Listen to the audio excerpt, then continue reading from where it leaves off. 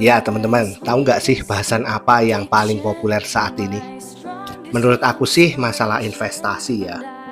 Ya, di era saat ini investasi itu memang muncul sebagai suatu hal yang cukup populer di telinga khalayak.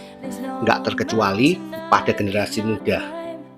Pada generasi muda, kemunculan konten-konten yang membahas tentang jenis-jenis investasi di sosial media itu membuka mata mereka loh, bahwa investasi itu menjadi salah satu bagian dari pengelolaan atau perencanaan keuangan jangka panjang.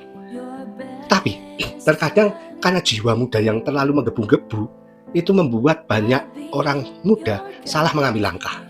Alhasil bukannya untung, malah buntung. Kok bisa? Salah siapa dong? Ya salah kita sendiri.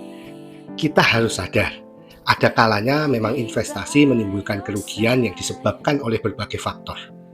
Maka dari itu, aktivitas berinvestasi sebaiknya dilakukan dengan disertai dengan pengetahuan yang memadai. Lewat video ini, yuk kita bahas singkat bersama lebih dalam tentang investasi dan jenis-jenisnya agar kamu tidak salah ambil jalan ya. Let's get start.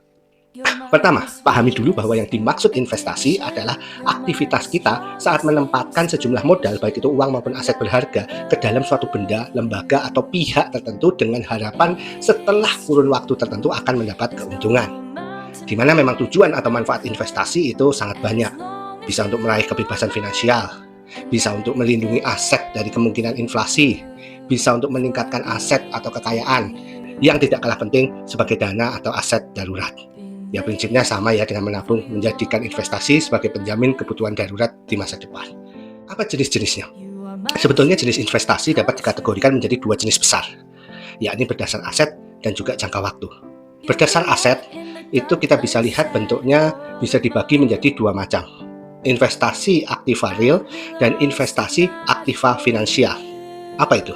Investasi aktiva real itu merupakan aktivitas investasi yang dilakukan dengan aset investasi yang terlihat atau tidak terlihat. Misalnya tanah, properti, logam mulia, ya, itu masuk real.